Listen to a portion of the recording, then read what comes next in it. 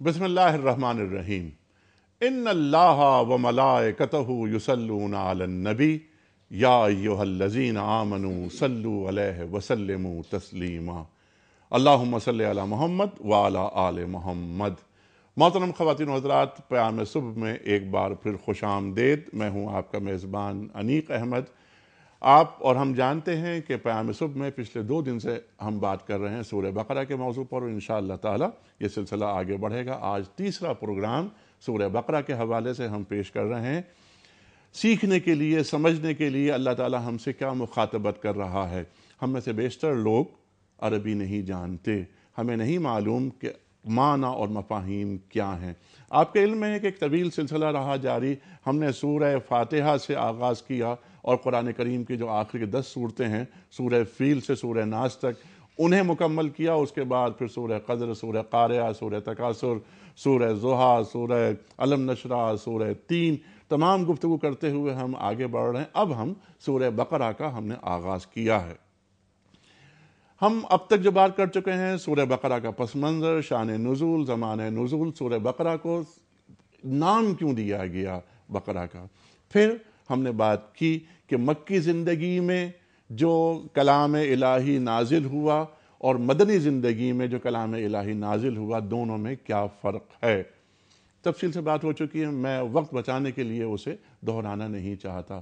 پھر ہم نے الف لام میم پر بات کی، حروف مقطعات پر بات کی کہ یہ حروف الگ الگ کر کے پڑھے جاتے ہیں، اس لیے انہیں حروف مقطعات کہتے ہیں۔ ذالک الکتاب لا ریب فیہ پر گفتگو ہو رہی ہے۔ کل بھی گفتگو ہوئی کہ کتاب اور الکتاب کے مابین کیا فرق ہے۔ تیرے ضمیر پہ جب تک نہ ہو نزول کتاب، گرہ کشا ہے نہ رازی نہ صاحب کشاف۔ اقبال فرماتے ہیں کہ گر تمی خواہی مسلمہ زیستن، نیست ممکن جز بقرآن زیستن۔ بات آگے بڑھائیں گے۔ کتاب پر جہاں گفتگو کل رکی تھی اسی سے ہم آگے بات لے کے چلیں گے کہ کتاب سے مراد کیا ہے۔ اور ایک بات کہ لوح بھی تو، قلم بھی تو، تیرا وجود الکتاب۔ اقبال یہاں پر کس وجود کی بات کر رہے ہیں اور کسے الکتاب کہہ رہے ہیں، وہ بھی ہم رکھیں گے سوالات اپنے معزز علماء کے سامنے۔ اور خواتین و حضرات، ایک خاص بات یہ کہ ہمارے ایک خصوصی مہمان تشریف لائیں لاہور سے، عرفانیات کے آدمی ہیں، سلسلہ چشتیہ سے آپ کا تعلق ہے۔ تعارف میں کراؤں گا آپ کا بعد میں۔ پروگرام کا آغاز کرتے ہیں اللہ تعالیٰ کے بابرکت نام سے، سورہ بقرہ آیات 268 اور 269۔ اعوذ باللہ من الشیطان الرجیم،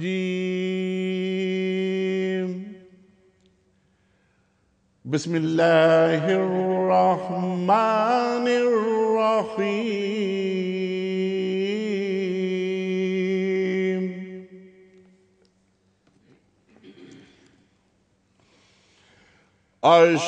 الشیطان یعدکم الفقر ویأمرکم بالفحشاء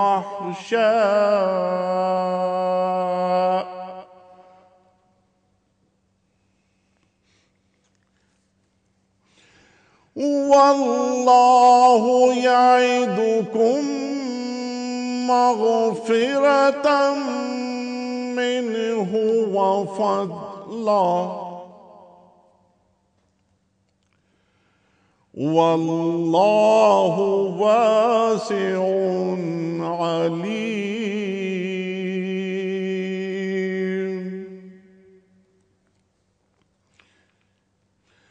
یؤتی الحکمۃ من یشاء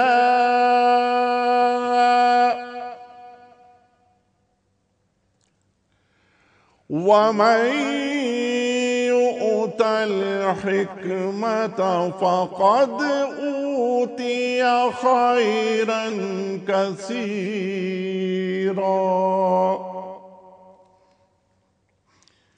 وما يذكر إلا أولو الألباب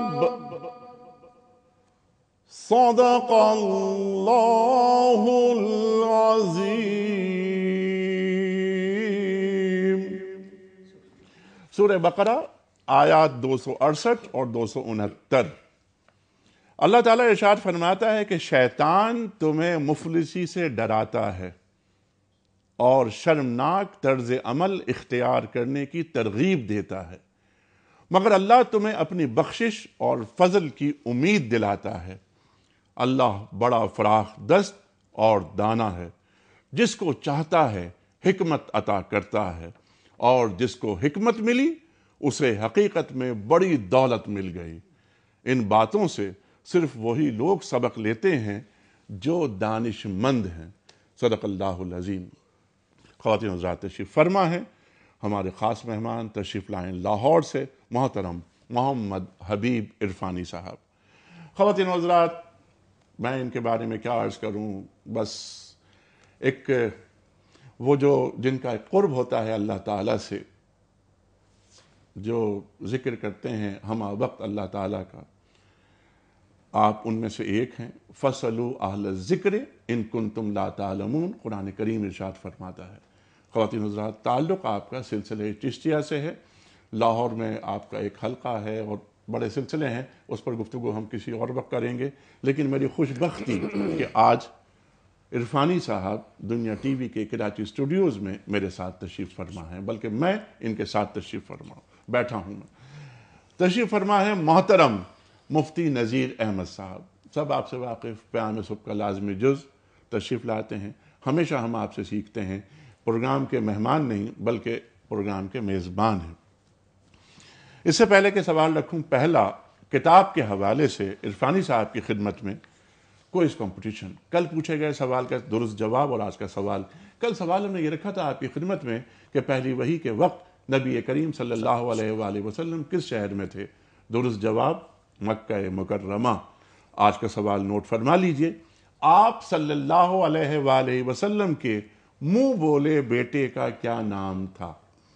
آپ کے صلی اللہ علیہ وآلہ وسلم کے منہ بولے بیٹے کا کیا نام تھا؟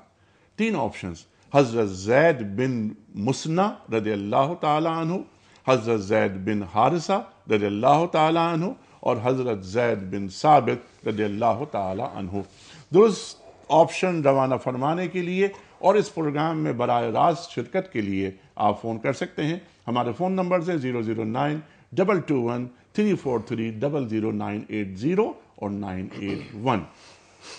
ہمارا ای میل ایڈریس ہے ps@dunyatv.tv اور ہمارا SMS کا نمبر ہے 3031۔ پروگرام کا آغاز کرتے ہیں محترم محمد حبیب عرفانی صاحب سے۔ عرفانی صاحب شکر گزار آپ کا بہت، آپ تشریف لائے، پروگرام کو آپ نے عزت بخشی۔ عرفانی صاحب یہ فرمائیے کہ سورہ بقرہ کے حوالے سے بات ہو رہی ہے، کتاب کا ذکر آیا، ذالک الکتاب لا ریب فیہ۔ کتاب قرآن کریم میں کئی جگہ کتاب کا ذکر آیا ہے اور بعض جگہ مختلف معنی ہیں۔ جی ملکہ سبا جو خط ملتا ہے انہیں، ملکہ سبا کو حضرت سلیمان کی جانب سے، اس خط کو بھی کتاب کہا جا رہا ہے۔ قرآن کریم کتاب سے کیا مراد لیتا ہے اور اس آیت میں کیا معنی اور کیا مفاہیم ہے؟ انیک صاحب، اس میں پہلی بات یہ ہے کہ کتاب، اس کا لغت میں جو معنی دیا گیا ہے وہ یہ ہے کہ دو چمڑے کے جز کو اکٹھا کر کے جوڑ کے رکھنا، یہ کتاب ہے۔ ٹھیک، اس کو لکھے ہوئے کو یا ایک بائنڈنگ فارم میں، اس وجہ سے کہ حروف سے الفاظ، الفاظ سے فکرے، فکروں سے عبارت، اور عبارت ایک کتاب ٹھیک، مل کر بنی۔ اس میں جو کچھ تحریری شکل میں آیا اس کو کتاب کا نام دے دیا گیا کہ اس میں الفاظ یا حروف مل کر جڑ کر ایک مکمل فارم بنے، ٹھیک، ایک مکمل شیپ میں سامنے آئے۔ ٹھیک، کتاب قرآن مجید میں، اور الکتاب سے جس طرح سے شاید پہلے بھی یہ تذکرہ ہوا اسی پروگرام میں کہ مراد قرآن مجید ہے، ٹھیک، اور قرآن مجید اس لیے ہے کہ یہ الہامی کتاب، ہمارا اس پر یقین، ایمان کہ یہ اللہ کا کلام ہے، نبی کریم صلی اللہ علیہ وآلہ وبارک وسلم کے قلب اطہر پر یہ نازل ہوا اور جبرائیل امین یہ لے کر آئے۔ پہلی کتابیں جو اللہ تعالیٰ کے ہاں سے نزول وحی کے ذریعے سے انبیاء کرام پر نازل ہوئیں، وہ بھی قرآن مجید میں کچھ مقامات پر الکتاب کہا گیا۔ قرآن مجید وہ کتاب برحق ہے کہ جس میں انسانی زندگی کا ہر گوشہ، انسانی زندگی کا ہر پہلو، انسانی مزاج کی ہر سوچ، انسانی گزران کا ہر لمحہ اس کے بارے میں ہدایات موجود ہیں۔ سبحان اللہ۔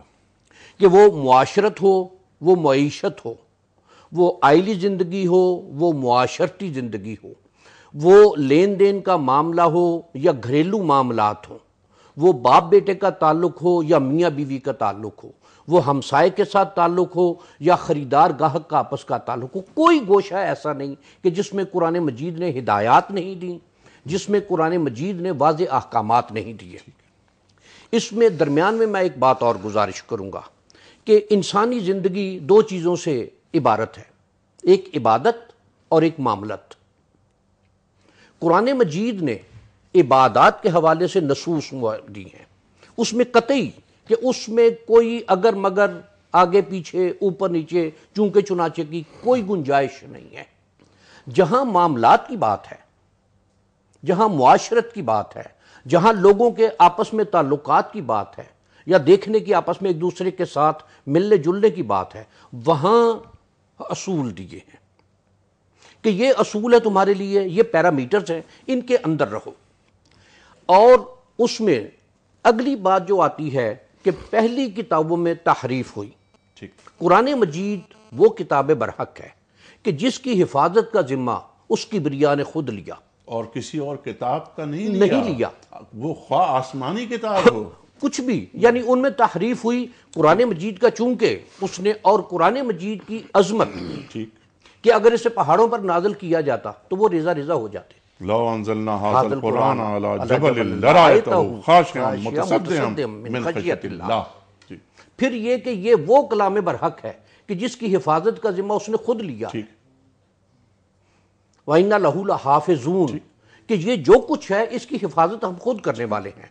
اور قرآن مجید کی عظمت، اس کی برکت کہ اگر کسی وقت میں اس پوری کائنات سے تمام تحریری شکل میں قرآن مجید ہٹا بھی دیے جائیں، ان کو ختم بھی کر دیا جائے، ان کو حذف بھی کر دیا جائے، تو وہ سینوں میں محفوظ ہیں۔ اور یہ قرآن مجید کا اعجاز ہے کہ 2-4 صفحے لفظاً حرفاً یاد کرنا ممکن نہیں ہوتا، یہ اتنی بڑی کتاب۔ بالکل ٹھیک ہے۔ آج کی بات کو آگے بڑھاتے ہوئے عرفانی صاحب، جو اعجاز کی آپ نے بات کی، ایک اور اعجاز اور ایک اور ہمارا اعزاز، وہ یہ کہ امت محمدیہ صلی اللہ علیہ وآلہ وسلم کا ہر فرد قسم کھا کر یہ بات کہہ سکتا ہے کہ جو کتاب میں پڑھ رہا ہوں، جو قرآن میں پڑھ رہا ہوں، یہی میرے پیغمبر نے پڑھا۔ یقیناً کسی اور پیغمبر کا امتی یہ بات نہیں کہہ سکتا کہ میں جو وحی خداوندی پڑھ رہا ہوں، یہی وحی خداوندی ہے جسے میرے پیغمبر نے پڑھا۔ یقیناً یہ اعجاز، یہ اور ہمارے لیے اعزاز۔ مفتی صاحب یہی بات آگے لے کے چلتے ہیں، کتاب کی بات، الکتاب کی بات۔ اقبال ایک بات کہتے ہیں کہ لوح بھی تو، قلم بھی تو، تیرا وجود الکتاب۔ یہ کس کے وجود کی بات ہو رہی ہے؟ بسم اللہ الرحمن الرحیم۔ سب سے پہلے تو یہ سمجھے کہ الکتاب اور کتاب، کتاب النکرہ ہے، الکتاب معرفہ ہے عربی اصطلاح میں۔ کتاب جب ہم کہتے ہیں، جیسے رجل کہتے ہیں کوئی بھی آدمی، لیکن جب الرجل کہا جاتا ہے کوئی خاص آدمی، تو کتاب ان کے معنی کوئی سی کتاب۔ الکتاب جب کہا جاتا ہے تو اس کا مطلب خاص کتاب۔ وہ خاص کتاب کیا ہے؟ وہ کامل مکمل کتاب، سبحان اللہ۔ الکتاب۔ قرآن کریم میں قرآن کے لیے جہاں لفظ الکتاب آیا ہے، وہاں قرآن کریم کے لیے کتابن کا لفظ بھی آیا ہے۔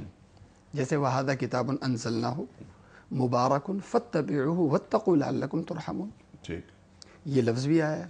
وَأَنزَلْنَا إِلَيْكَ الْكِتَابَ، الکتاب کا لفظ بھی آیا ہے۔ تو الکتاب کا مطلب ہے کہ خاص کتاب۔ اب کتاب یہ کتبہ سے نکلا ہے، کتبہ مکتوب کو کہتے ہیں، لہذا اگر مکتوب کے معنی میں لے لیں تو اس کے معنی آپ جو خط لکھ رہے ہیں وہ بھی مکتوب، کتاب کو آپ نے تحریری شکل دی تو تحریروں کا مجموعہ وہ بھی مکتوب۔ سبحان اللہ، لیکن کتاب کا ایک لفظ قرآن کے اندر جو استعمال ہوتا ہے کتب کے معنی فرض کرنے کے ہوتے ہیں، لازم کرنے کے ہوتے ہیں، حکم دینے کے ہوتے ہیں. جیسے قرآن کریم میں ہے یا ایھا الذین آمنوا کتب علیکم القصاص فی القتل کتبہ اللہ علیکم، اسی طرح احادیث مبارکہ میں بھی. تو کتبہ کا جب لفظ آتا ہے تو اس کا مطلب فرائض، یعنی تو الکتاب کا جب ہم وہ کہیں گے تو اس کی تعریف یہ ہوگی کہ وہ کامل مکمل یقینی معلومات، یقینی احکام پر مشتمل کتاب. وہ کامل مکمل یقینی احکام اور فرامین پر مشتمل کتاب وہ ہے الکتاب. اس سے پہلے لفظ آیا ذالکہ. یہ جو ذالکہ ہے ایک جگہ آیا وہ ھذا کتاب، یہ کتاب، لیکن قرآن کریم کی ابتدا ہو رہی ہے ذالکہ سے، اور جو بعید کے معنوں میں، جو بعید کے معنی میں ہے. ذا جو ہے یہ اس میں اشارہ ہے، اور کا یہ خطاب کے لیے آتا ہے. ذالکم بھی ہے، ذالکما بھی قرآن میں آتا ہے، ذالکی بھی قرآن میں آتا ہے، ذالکہ ٹھیک ہے وہ بعید کے لیے. تو جب وہ ذکر کیا جاتا ہے تو ہم اردو کے اندر بھی کوئی جب بڑی ہستی موجود ہوتی ہے، بڑی شخصیت موجود ہوتی ہے، تو ہم اسے جب مخاطب کرتے ہیں تو یہ سے مخاطب نہیں کرتے بلکہ وہ سے مخاطب کرتے ہیں. تو وہ جو اس میں اشارہ بعید کے لیے یہ تعظیماً یہ جملہ استعمال ہوتا ہے، یہ لفظ استعمال ہوتا ہے. تو ذالک الکتاب کا مطلب ہے یہ وہ عظیم کتاب ہے، یہ وہ عظیم کتاب ہے. تو ذالکہ سے قرآن کریم کی عظمت بیان کرنے کے لیے، تعظیم بیان کرنے کے لیے یہاں لفظ آیا ذالکہ. آگے لفظ آیا ہے ذالک الکتاب لا ریب فیہ. لا ریب فیہ یہ ایسی کتاب ہے کہ اس کے اندر کسی قسم کی شک و شبے کی گنجائش نہیں ہے. شک و شبے کی کوئی تہمت نہیں لگائی جا سکتی.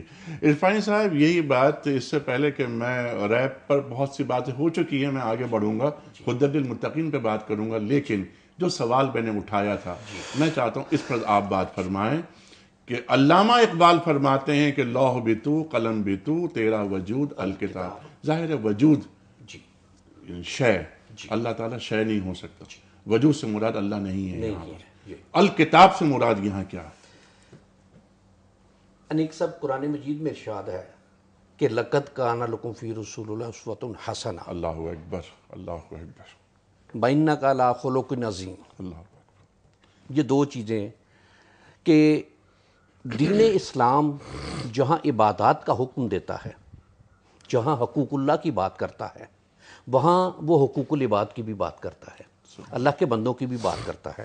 اور جس طرح سے حدیث مبارک میں ارشاد ہے کہ اللہ تعالیٰ شاید اپنے فرائض معاف کر دے، اپنے ذمے کی چیزیں معاف کر دے، لیکن جو کوئی حقوق العباد میں سے کسی کے ساتھ زیادتی کی ہو، کسی کا حق رکھا ہو، کسی کے ساتھ ناواجب رویہ رکھا ہو، اس کو معاف نہیں کرے گا جب تک وہ نہ معاف کر دے.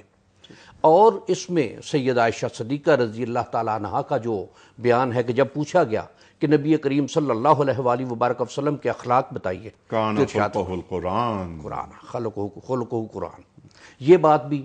اور یہ بھی نبی کریم صلی اللہ علیہ وآلہ وبارک وسلم کا ارشاد کہ انما بعثت لاتمم مکارم الاخلاق، میں لوگوں کے اخلاق درست کرنے کے لیے بھیجا گیا ہوں، مکمل کرنے کے لیے بھیجا گیا ہوں. نبی کریم صلی اللہ علیہ وآلہ وبارک وسلم کی ذات، سابقہ کتابیں اگر دیکھیں، انبیاء کرام دیکھیں تو احکامات ہمیں ملتے ہیں. جو سنت کی بات آتی ہے وہ کہیں ہمیں نہیں ملتی. نبی کریم صلی اللہ علیہ وآلہ وبارک وسلم کی ذات وہ ذات ہے کہ جس طرح سیدہ عائشہ صدیقہ رضی اللہ تعالیٰ عنہ کا بیان کہ آپ کے اخلاق کو دیکھنا ہے قرآن مجید کو دیکھ لو، قرآن مجید کو دیکھنا ہے تو آپ کی ذات کو دیکھ لو. یہ ایک علامہ اقبال کی یہ بات کہ جو کچھ قرآن مجید نے احکامات دیے ہیں، نماز کا حکم ہے تو صرف امت کے لیے نہیں ہے. نبی کریم صلی اللہ علیہ وآلہ وبارک وسلم کی ذات خود بھی وہ ادا فرماتے ہیں. روزے کا حکم ہے تو صرف امت کے لیے نہیں ہے، آپ نے خود بھی ادا فرمایا. زکوٰۃ کا حکم ہے تو یہ بات کہ کبھی بھی اتنا مال اکٹھا نہیں رہا کہ جو زکوٰۃ کے ادائیگی کے زمرے میں آئے، نصاب کے زمرے میں آئے. حج امت کے لیے فرض ہوا تو آپ نے، اور جس طرح سے ارشاد فرمایا کہ مجھ سے آج حج کے مناسک سیکھ لو. پھر یہ ارشاد کہ جو کچھ میں نے تمہیں باتیں بتائی ہیں، جو غیر موجود ہیں ان تک یہ باتیں پہنچا دو. اور اس میں اگلی بات جو آتی ہے کہ نبی کریم صلی اللہ علیہ وآلہ وبارک وسلم کی ذات عالی، مکی زندگی اور مدنی زندگی دونوں اگر دیکھی جائیں تو کہیں بھی یہ تفاوت نہیں ملتا، کہیں بھی یہ ڈائیورجن نہیں ملتی، کہیں بھی یہ ڈیفرنس نہیں ملتا کہ امتی یا صحابہ کرام کی کیفیت کچھ اور ہے اور نبی کریم صلی اللہ علیہ وآلہ وبارک وسلم کی کیفیت کچھ اور ہے. اگر آپ کے ہاں کھانے کے لیے بہت کچھ موجود ہے تو صحابہ کرام کے ہاں بھی ہے، کہ جب آپ کے ہاں ہے تو صحابہ کرام کو دعوتیں دیں. اگر صحابہ کرام کے ہاں نہیں کچھ تو اس کا مطلب ہے کہ نبی کریم صلی اللہ علیہ وآلہ وبارک وسلم کے گھر میں بھی کچھ نہیں. ٹھیک ہے، تو یہاں وجود سے مراد عرفانی صاحب یہ لیا جائے کہ یہ وجود سے مراد سرکار دو عالم صلی اللہ علیہ وآلہ وبارک وسلم کی ذات اقدس ہے. جی، یہ ہے وجود. یہ ہے وہ وجود کہ تیرا وجود الکتاب، کہ جو کچھ کتاب میں موجود ہے یہ مجسم. ٹھیک ہے، تو تیرے ضمیر پہ جب تک نہ ہو نزول کتاب، گرا کشا ہے نہ راضی نہ صاحب کشاف. جی، تو اگر ہم یہ بات کہیں کہ جتنا محمد مصطفیٰ صلی اللہ علیہ وآلہ وسلم کے قریب آدمی جاتا ہے جی، اور اپنی نسبت سرکار دو عالم صلی اللہ علیہ وسلم سے پکی ہوتی جاتی ہے، جی، اتنا ہی قرآن اس پر نازل ہوتا چلا جاتا ہے، یعنی سمجھ میں آنے لگتا ہے. یقیناً یہ میں ایک بات اور گزارش کروں قرآن مجید کے حوالے سے، اور یہ قرآن مجید کے اعجاز کی بات ہے کہ اس میں ہر سطح کا آدمی اگر اس میں تفکر کرے، اس میں تدبر کرے، اس میں غور کرے تو اس کو اپنی سطح کے مطابق اس میں سے معاملات ملتے چلے جاتے ہیں. ٹھیک ہے، کیونکہ یہ ہدی للناس بھی ہے اور ہدی للمتقین بھی ہے. یہ بہت اہم بات، اہم نکتہ جس کی جانب آپ نے اشارہ فرمایا کہ ایک عام آدمی بھی قرآن کریم سے سیکھتا ہے، استنباط کرتا ہے، آگے بڑھتا ہے، ہدایت لیتا ہے. ہدی للمتقین. بریک کی طرف جا رہے ہیں، واپس آئیں گے. سوال یہ رکھیں گے خواتین و حضرات کہ ہدایت ہوتی کیا ہے، ہادی کون ہوتا ہے، ہدایت یافتہ کون ہوتے ہیں، ہدایت کا مطلب کیا تزکیہ ہے. خواتین و حضرات تفصیلی گفتگو ہوگی، پھر ہم آگے بڑھیں گے. ہدی للمتقین، ہدایت متقیوں کے لیے، پرہیزگاروں کے لیے. کیا قرآن کریم صرف متقیوں کے لیے ہدایت ہے اور جو متقی نہیں ہیں ان کی ہدایت نہیں کرتا؟ قرآن کریم ارشاد فرماتا ہے کہ یا ایھا الذین آمنوا، بلکہ ایک اور جگہ یہ بات ہے کہ شہر رمضان الذی انزل فیہ القرآن ہدی للناس. تمام انسانیت کے لیے یہ قرآن کریم ہدایت ہے. تو ہدی للمتقین اور ہدی للناس دونوں کے مابین کیا فرق ہے، یہ بھی ہم جاننا چاہیں گے مفتی نذیر صاحب سے اور محترم محمد حبیب عرفانی صاحب سے، جو ہمارے آج خاص مہمان ہیں، تشریف لائیں لاہور سے. بریک کے بعد ٹیلی فون لائنز ہماری اوپن ہوں گی، آپ کے سوالات اور ہمارے معزز علماء کرام کے جوابات. ایک چھوٹا سا بریک.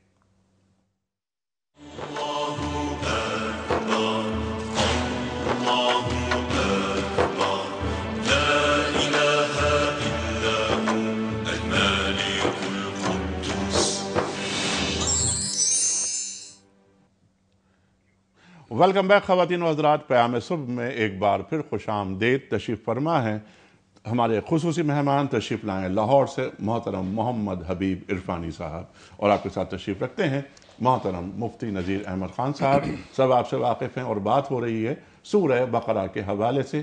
یہ تیسرا پروگرام آج ہم پیش کر رہے ہیں اور سیکھ رہے ہیں، جان رہے ہیں سورہ بقرہ کے معنی، مفاہیم.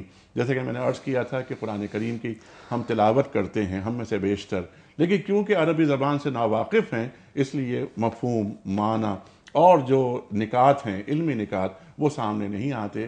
ہم چاہتے ہیں کہ قرآن کریم کی جو تمام صورتیں ہیں انشاءاللہ تعالی ان سب پر بات ہوگی اور بات ہو رہی ہے. جو مخفی نکات ہیں، جو مخفی معنی ہیں، جو ہم تک نہیں پہنچے یا ہم اس علم تک نہیں پہنچے، اس کو ہم حاصل کریں اپنے عہد کے جید علماء سے. خواتین و حضرات، ہمارے علماء کرام اللہ انہیں سلامت رکھے تشریف لاتے ہیں اور ہماری علمی کمی کو دور کرتے ہیں. بات جہاں رکی تھی وہیں سے بات آگے بڑھے گی. ہدی للمتقین پہ بات ہوئی تھی. اب یہ ہدایت کیا ہوتی ہے وہ سوال رکھیں گے ہم مفتی صاحب کے سامنے.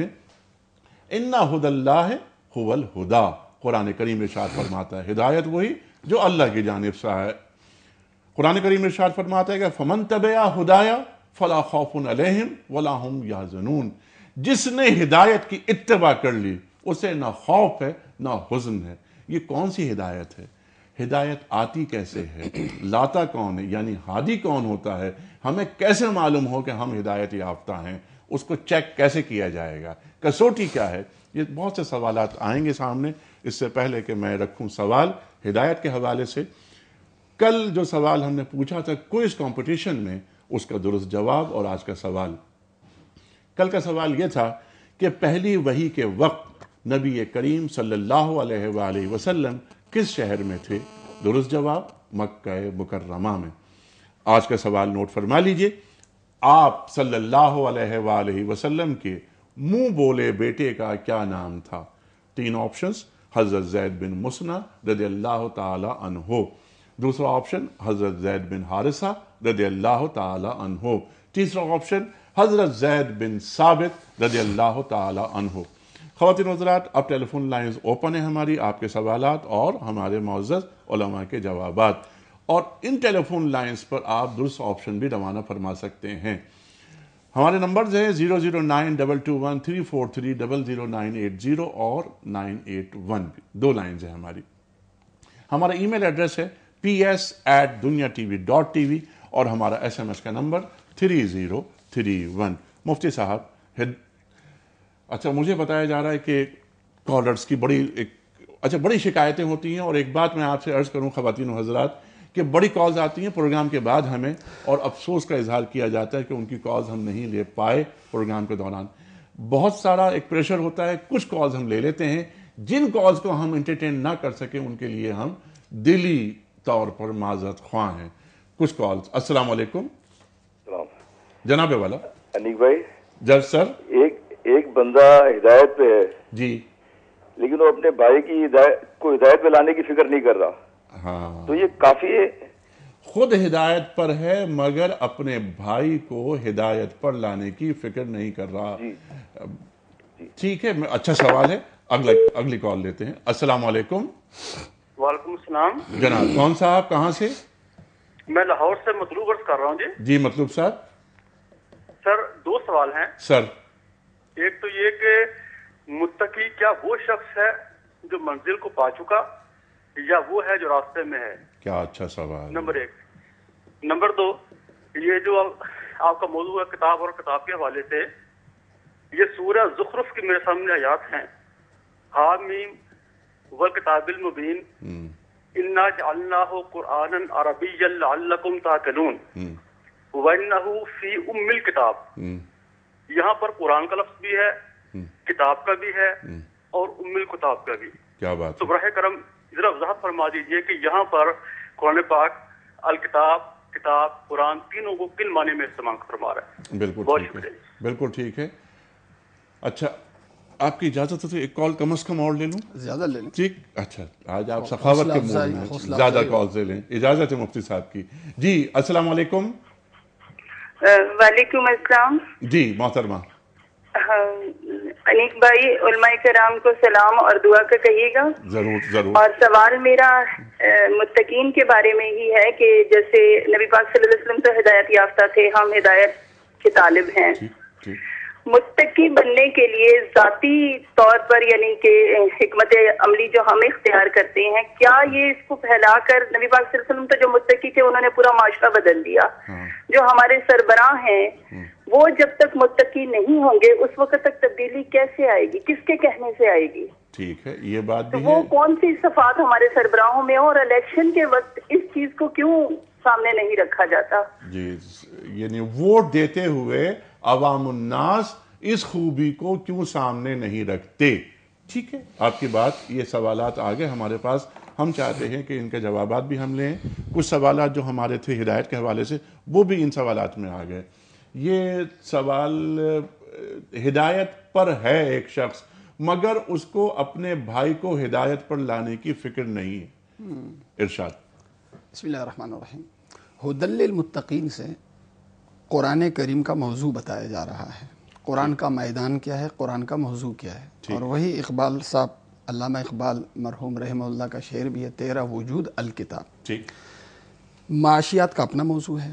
معاشیات کی جب کتاب سامنے آتی ہے تو اس کا موضوع نام دیکھ کے ہی پتہ چل جاتا ہے کہ اس کا دائرہ کار کیا ہے, اس کا موضوع سخن کیا ہے. سائنس کی کتاب پڑھتے ہیں, اس کا اپنا ایک دائرہ کار ہے. میتھمیٹکس پر مشتمل کتاب پڑھتے ہیں تو اس کا اپنا ایک دائرہ کار ہے.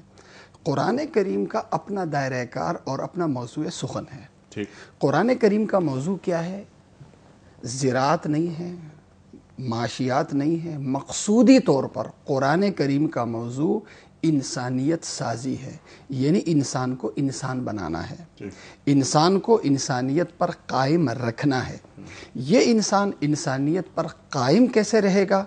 یہ تب قائم رہے گا جب اسے ہدایت ملی ہوئی ہوگی یا ہدایت کے راستے پہ یہ چل رہا ہوگا. ہدایت کیا ہے؟ ہدایت تو رفع الاشیاء بازدادہا, کہتے ہیں ہر چیز کو پہچانا جاتا ہے اس کی ضد کے ذریعے. ہدایت کی ضد ہے ضلالت. ضلالت کے معنی گمراہی, یعنی غلط راستے پہ چلنے والا.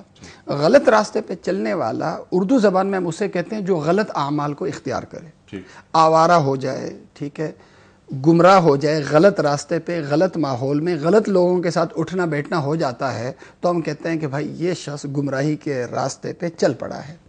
تو اعمال صحیح قرآن کو جو مطلوب اعمال ہیں, قرآن کو جو مطلوب اعمال ہیں, اللہ تعالیٰ کو جو مطلوب اعمال ہیں, ان اعمال کے اختیار کرنے کو اور ان اعمال کو ہدایت کہا جاتا ہے, اور ان اعمال کے اختیار کرنے کو اتباع قرآن کہا جاتا ہے. ایک اعمال, ایک شخص جو اعمال اختیار کر رہا ہے, اعمال بسا اوقات وہ ہوتے ہیں جو ہم سے مطالبہ ان اعمال کا ہماری روایات اور کلچر کا ہوتا ہے, یا قانون کا ہوتا ہے, یا ہمارے نفسانی خواہشات کا ہوتا ہے, اور ایک ہم سے مطالبہ ان اعمال کا ہے جو اعمال مطلوب ہیں قرآن کو. تو جو قرآن کریم کو جو مطلوب اعمال ہیں, جو جناب رسول اکرم صلی اللہ علیہ وسلم کے اسوہ حسنہ کی صورت میں ہمیں ملے ہیں, یعنی آپ صلی اللہ علیہ وسلم کا اسوہ حسنہ یہ قرآن کریم کی عملی تفسیر ہے. اس کو ہم تعبیر کرتے ہیں کہ قرآن کریم کے 5 حقوق ہیں. ان 5 حقوق میں جو تیسرا حق ہے وہ ہے اتباع قرآن. قرآن کو میں پڑھوں, قرآن پر ایمان لاؤں, قرآن کو میں پڑھوں, قرآن کو میں سمجھوں, اور قرآن کریم کے مطابق, اتباع قرآن کا مطلب قرآن کریم کے مطابق میں اپنی زندگی کو بناؤں. اور 5واں جو حق ہے وہ قرآن کریم کے پیغام کو میں عام کروں, یعنی قرآن کریم کے مطابق میں اپنی زندگی بنا رہا ہوں. یہ اکیلے کافی نہیں ہے. میں اگر خود ٹھیک, لیکن میں جس معاشرے میں رہ رہا ہوں وہاں کے لوگ اگر ٹھیک نہ ہو تو پھر بھی ٹینشن. قرآن کریم زیادہ ضرورت اس بات پہ زور دیتا ہے کہ آپ سے زیادہ ضروری یہ ہے کہ آپ کے ارد گرد جو رہنے والے ہیں وہ ان میں آپ قرآن کے پیغام کو عام کریں. ایک شخص ہے معروف کو عام کر رہا ہے, معروف کے عام کرنے سے زیادہ ضروری یہ کہ منکرات کا خاتمہ ہو. لہذا اگر بھائی مسلمان غلط راستے پہ چل رہا ہے اور آپ اپنی عبادات کے اندر مصروف ہیں, ذکر میں, تلاوت میں اور نفلی عبادات کے اندر مصروف ہے, جبکہ آپ کے گھر کا ماحول بگڑا ہوا, آپ کے دوستوں کا ماحول بگڑا ہوا, تو آپ ایک بہت بڑے فرض کو چھوڑ رہے. اور قوموں پہ جو بربادی آئی وہ برائی اختیار کرنے کی وجہ سے نہیں, بلکہ برائیاں عام ہو رہی تھی, اور برائیوں کے عام ہونے پہ اسے دکھ نہیں ہو رہا تھا اور اس کا ری ایکشن سامنے نہیں آ رہا تھا. وہ خاموش بیٹھا تھا. کانوا لا یتناہون عن منکر فعلوہ.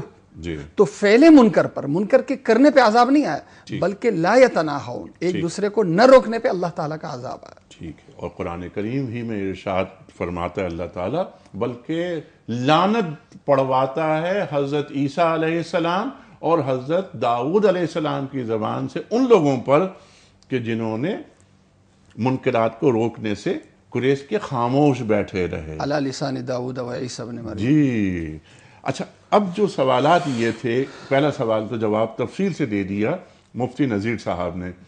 یہ سوال بڑا اچھا سوال, سبحان اللہ سبحان اللہ. متقی کیا وہ شخص جو منزل کو پا چکا یا منزل پانے کی تلاش میں ہے؟ عرفانی صاحب.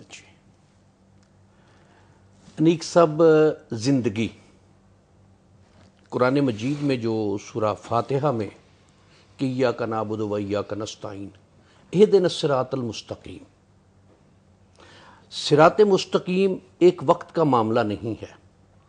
زندگی، انسانی زندگی، انسانی سوچ، اور انسان کو اس نے فَلْہَمَہَا فَجُورَہَا وَتَقْوَاہَا کہ اس میں اس نے فجور اور تقوی دونوں چیزیں رکھی ہیں. ٹھیک. اور یہ دونوں چیزیں انسان کے ساتھ ساتھ چلتی ہیں جب تک یہ زندہ ہے. اس میں فجور بھی ہے، اس میں تقوی بھی ہے. قَدْ أَفْلَحَ مَنْ زَكَّاهَا، بامراد وہ ہوا، کامیاب وہ ہوا جس نے اسے پاک صاف کر لیا. ٹھیک ہے. پاکی، صفائی ایک دفعہ ہو گئی. اب آگے اگر تو امکان نہ ہو ناپاکی کا یا غلط راستے پر چلنے کا تو پھر تو اس کو کہہ سکتے ہیں کہ یہ بات، لیکن شیطان یا ابلیس انسان کے ساتھ ساتھ چل رہا ہے. ٹھیک. خون میں گردش کر رہا ہے. وہ ساتھ ساتھ چل رہا ہے. اور وہ ہر لمحہ جو اس کے راستے پر چلنے والے ہیں ان کو تو اس کو بہکانے کی ضرورت ہی نہیں ہے. ٹھیک. کام تو وہ ان پر کرتا ہے کہ جو اس کے راستے پر نہیں چلتے، جو اللہ کے راستے پر ہیں. ٹھیک. جو ہدایت ہے وہ ایک وقت کا معاملہ نہیں ہے. وہ زندگی کے ہر لمحے میں، زندگی کی ہر ساتھ میں، ہر سانس کے ساتھ انسان کو یہ خیال رکھنا ہے. ایک حدیث مبارک میں نبی کریم صلی اللہ علیہ وآلہ وبارک وسلم کے ارشاد گرامی ہے کہ حرام اور حلال ظاہر ہیں، ان کے درمیان بے شمار متشابہات ہیں جن کو عام لوگ نہیں جانتے، نہیں پہچانتے. جو کوئی ان متشابہات کے پیچھے چلا اس نے اپنا دین اور اپنی عزت برباد کر لی. ٹھیک. اب یہ کہ متشابہات کیا ہیں، انوانٹڈ چیزیں کیا ہیں، ایسی چیزیں جن سے مجھے بچنا ہے، ان کا خیال رکھنا ہے، ان کو احساس کرنا. ٹھیک ہے. اور ان کو جائز قرار دینے کے لیے اپنی جانب سے کوئی تعویل نہیں گھڑنا ہے. بالکل. وہ یہ چیزیں ساری اس میں ٹھیک کہ مجھے کن چیزوں سے رکنا ہے، یہ ہدایت کا کہا ہے. یہ آپ نے کیا عمدہ بات فرمائی کہ یہ ایک جہد مسلسل ہے، جہد مسلسل آگے بڑھنا ہے. عشق، اقبال عشق کے حوالے سے بات کرتے ہیں، تو آپ کی بات کو آگے بڑھاتے ہوئے کہ عشق وہ کار مسلسل ہے کہ ہم اپنے لیے ایک لمحہ بھی پس انداز نہیں کر سکتے. بالکل. ٹھیک. اچھا، اب سب سے بڑی مثال تو سرکار دو عالم صلی اللہ علیہ وسلم کی ہے. منزل پالنے کی بات یہاں پر ہو رہی ہے نا. جی. تو سرکار دو عالم صلی اللہ علیہ وسلم سے بڑا متقی اور پرہیزگار دنیا نے نہ دیکھا ہے نہ دیکھ سکے گی. بلکہ تقوی یا تزکیہ تو وہیں سے چلتا ہے. وہیں سے چلا. صداقت، امانت، معتبر ہوئے یہ الفاظ سرکار دو عالم سے منسوب ہو کر ماشاءاللہ ورم پاؤں پہ چڑھا ہے. کیا فرماتی ہیں بی بی عائشہ رضی اللہ عنہا کہ آپ اتنی نمازیں پڑھ رہے ہیں، اتنی عبادتیں کر رہے ہیں، آپ تو بخشے ہوئے ہیں. آپ کیا فرماتے ہیں کہ اے عائشہ، کیا میں اللہ تعالیٰ کا شکر گزار بندہ نہ بنوں؟ یہ ہے منازل. مفتی صاحب اس پہ ذرا بات کیجئے کہ تقوی کی جو منازل ہیں. دیکھیں، سب سے پہلے تو یہ کہ تقوی کو جب ہم ذکر کرتے ہیں تو یہ کوئی اتنی مشکل ترین چیز نہیں ہے کہ جس کا پانا انسان کے لیے ناممکن ہو. دین بہت آسان ہے. ہمارا دین دین فطرت ہے. یعنی فطرت کی ترجمانی کرنے والا اگر کوئی مذہب ہے تو وہ ہمارا مذہب اسلام. ٹھیک ہے. اب آپ ہی کی بات کو آگے بڑھاتے ہوئے آپ نے کہا تقوی پانا اتنا مشکل نہیں، بہت آسان ہے. قرآن کریم کی 2 آیات میں رکھتا ہوں آپ کے سامنے، بلکہ اس کے ٹکڑے. یا ایھا الذین آمنوا اتقوا اللہ حق تقاتہ ولا تموتن الا وانتم مسلمون. تقوی کا حق ادا کرنا ہے. ایک تو تقوی کا حق ایک بندہ کیسے ادا کرے گا؟ پھر قرآن کریم ارشاد فرماتا ہے فاتقوا اللہ ما استطعتم. فاتقوا اللہ ما استطعتم. تقوی اختیار کرو اللہ کا جتنی تم میں استطاعت ہے. تو 2 الگ الگ معنی مفاہیم. اور کیسے پیدا ہو؟ کیسے پیدا؟ یا ایھا الذین آمنوا اتقوا اللہ وکونوا مع الصادقین.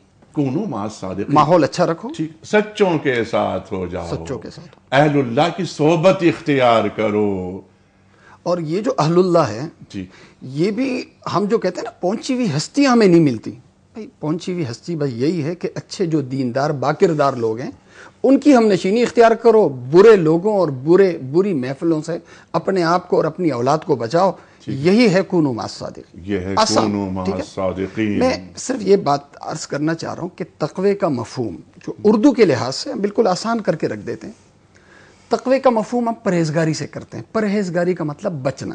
ٹھیک ہے، یعنی بچنا کیا؟ اللہ تعالیٰ کی مخالفت سے. یہ انسان مخالفتوں سے بچتا ہے یا تو اس بنیاد پر کہ اللہ تعالیٰ کا خوف ہے. ٹھیک ہے، یا ہم بہت سی چیزوں سے بچتے ہیں اس لیے کہ طبیعت نہیں چاہ رہی، نفس نہیں چاہ رہا. تو نفس کی چاہت کے چونکہ خلاف ہے اس لیے ہم بہت سے اعمال کو چھوڑے ہوئے. اگر ایک چیز نفس کی مرضی کے مطابق ہے تو وہ اچھائی ہے، ایک چیز نفس کی مرضی کے خلاف ہے تو وہ برائی ہے. ایک پیمانہ یہ ہے. ایک پیمانہ یہ ہے کہ اللہ تعالیٰ جن اعمال سے ناراض ہوتے ہیں ان سے میں پرہیز کرتا ہوں. اللہ تعالیٰ جن اعمال سے خوش ہوتے ہیں ان اعمال کو میں اختیار کرتا ہوں. جب ہم بات کرتے ہیں اچھے اور برے اعمال کی تو ہماری مراد اس سے یہ ہوتی ہے کہ وہ چیز جو اللہ تعالیٰ کی مرضی کے ہیں، وہ اعمال جو اللہ کی مرضی کے ہیں وہ اچھائی ہیں. وہ اعمال جو اللہ تبارک و تعالیٰ کی مرضی کے نہیں ہیں، اللہ تعالیٰ کے خوف کی وجہ سے ہم ان اعمال کو چھوڑیں. اور سب سے بڑا امتحان انسان کا کہاں شروع ہوتا ہے انیق صاحب؟ ایک طرف نفس کی خواہش ہے، دنیا کی محبت ہے، اور ایک طرف اللہ تعالیٰ کا خوف ہے. اللہ تعالیٰ کے خوف کو دنیا کی محبت پہ غالب رکھنا یہ آسان نہیں ہے. کہنا بہت آسان ہے، کیا بات ہے، کہنا بہت آسان ہے، کہنا بہت آسان ہے، لیکن حرام آئے حرام آئے حرام حرام حرام کمائی ہے. اللہ تعالیٰ کا خوف مجھے حرام کمائی سے، بدکاری کی ایک خواہش موجود ہے، سامان بھی موجود ہے، ٹھیک ہے، محبت ہے اندر سے، پوری چاہت ہے. اللہ تعالیٰ کا خوف مجھ پہ ایسا غالب آئے کہ میں بدکاری کو، حرام خوری کو چھوڑ دوں.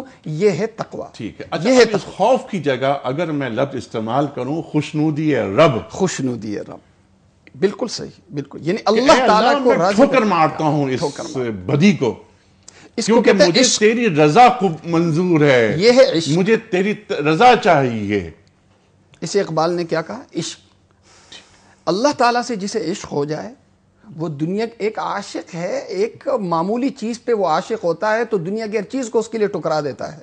اللہ تعالیٰ سے اگر حقیقی معنی میں والذین آمنوا اشد حبا للہ، ٹھیک ہے، انہیں شدید محبت کس سے ہوتی ہے؟ اللہ تعالیٰ سے ہوتی ہے. جو اللہ کا ہو جاتا ہے اللہ اس کا ہو جاتا ہے.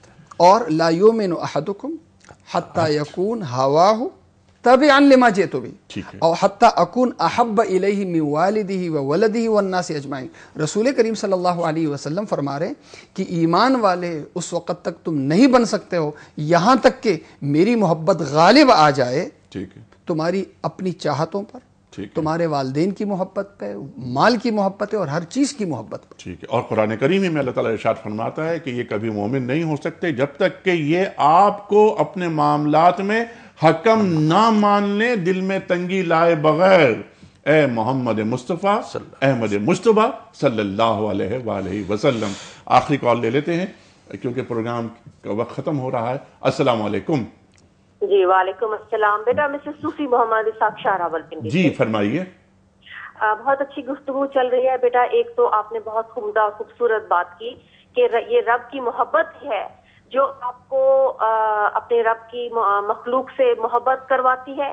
اور رحمت للعالمین کے رنگ سے جب انسان رنگتا ہے تو تبھی جا کر وہ رب سے محبت کرتا ہے. رب سے محبت کی محبت ہو تو وہ رب کی مخلوق سے بھی محبت کرتا ہے، اور پھر جا کے وہ کبھی رب کی مخلوق کو نقصان پہنچانے کا، قتل و غارت کا یا کسی بھی قسم کی انتہا پسندی کا سوچ بھی نہیں سکتا.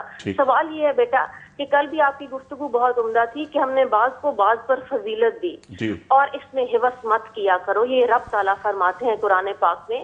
تو جب مولانا روم نے فرمایا تھا مولوی ہرگز نہ شد مولائے روم تا غلام شمس تبریزی نہ شد، تو ہم جب مرد مومن کو بھی جانتے ہیں، اقبال کا ریفرنس بھی دیتے ہیں، تو مرد مومن کو تلاش کرنے کی کوشش کیوں نہیں کرتے؟ نہیں، مرد مومن کو تلاش کرنا تو ہے، مرد مومن بننے کی کوشش کیوں نہیں کر رہے جبکہ ہدایت ہمارے پاس ہے؟ اور اِنَّ هُدَى اللَّهِ هُوَ الْهُدَى، قرآن کریم فرماتا ہے، اللہ تعالیٰ فرماتا ہے ہدایت وہی جو اللہ کی جانب سے آئے. پروگرام یہاں ختم ہو رہا ہے لیکن میں چاہتا ہوں عرفان صاحب کنکلوڈ کر دیں اس کو. تقویٰ کے حوالے سے میں ایک بات واقعہ گزارش کروں. حضرت عمر فاروق رضی اللہ تعالیٰ عنہ کے حوالے سے کہ پوچھا گیا کہ تقویٰ کیا ہے، ارشاد فرمایا کہ ایک تنگ راستہ جی جس کے دونوں طرف خاردار جھاڑیاں ہوں، ٹھیک، اس میں سے اپنے جسم کو اور لباس کو بچا کے چلنا، یہ تقویٰ ہے۔ ٹھیک، ہم بحیثیت قوم، ہم بحیثیت مسلمان باتیں بہت کرتے ہیں۔ ٹھیک، دین اسلام دین انقلاب ہے۔ نبی کریم صلی اللہ علیہ وآلہ وبارک وسلم کی جتنی بھی جد و جہد ہے ٹھیک، وہ امپوزڈ نہیں ہے، ٹھیک، وہ اندرون سے ظاہر ہوئی ہے۔ سبحان اللہ۔ قلب تبدیل ہوتا قلب ہے تبدیل ہوتا تو فرد تبدیل ہوتا ہے، فرد تبدیل ہوتا ہے تو گھر تبدیل ہوتا ہے، گھر تبدیل ہوتا ہے تو معاشرہ تبدیل ہوتا ہے، معاشرہ تبدیل ہوتا ہے تو قوم ریاست تبدیل ہوتی ہے، قوم تبدیل ہوتی ہے، جیسا آپ نے فرمایا۔ خواتین حضرات، یہاں پروگرام روک رہے ہیں، بہت ساری باتیں ہدایت کے حوالے سے اور تقوی کے حوالے سے کل بھی ہوں گی انشاءاللہ تعالی، اور کوشش ہم یہ کریں گے کہ جو مفسر قرآن دو ایسے مدعو کیے جائیں، عام طور پر مرد آتے ہیں۔ میری خواہش یہ ہے، اور انشاءاللہ تعالی میں اس خواہش میں کامیاب بھی ہو جاؤں گا، کہ کل دو خواتین ہمارے ساتھ ہوں گی اور وہ بات کریں گی قرآن کریم کے مختلف موضوعات پر، ہدایت کے حوالے سے اور تقوی کے حوالے سے۔ ایک پرچی نکال کر آپ ہمارے مہمان عرفانی صاحب کو دے دیجئے، مفتی صاحب، اور مفتی صاحب کی پرچی نکل گئی ہے۔ اور عرفانی صاحب کون خوش نصیب؟ شبیر احمد خان، اورنگی ٹاؤن۔ اچھا، شبیر احمد خان صاحب، اورنگی ٹاؤن، یہ کراچی کا ایک علاقہ ہے۔ جو لوگ نہیں جانتے ان کی خدمت میں عرض کروں۔ خواتین و حضرات، پروگرام یہاں ختم ہو رہا ہے، لیکن ختم ہوتا ہے پروگرام آج کی بات پر قول حضرت علی مرتضیٰ کرم اللہ وجہہ کا، صاحب نہج البلاغہ۔ آپ فرماتے ہیں، اور دیکھیے اس قول کا تعلق کتنا آج کی گفتگو سے ہے، کہ تنہائی میں بھی گناہوں سے اور اللہ تعالیٰ کی نافرمانی سے پرہیز کرو، اس لیے کہ جو آج تمہارے گناہوں کو دیکھ رہا ہے وہی کل تمہارے جرائم کے بارے میں فیصلہ کرے گا۔ خواتین و حضرات، انیق احمد کو اجازت دیجیے، کل پھر ملاقات ہوگی۔ خدا حافظ۔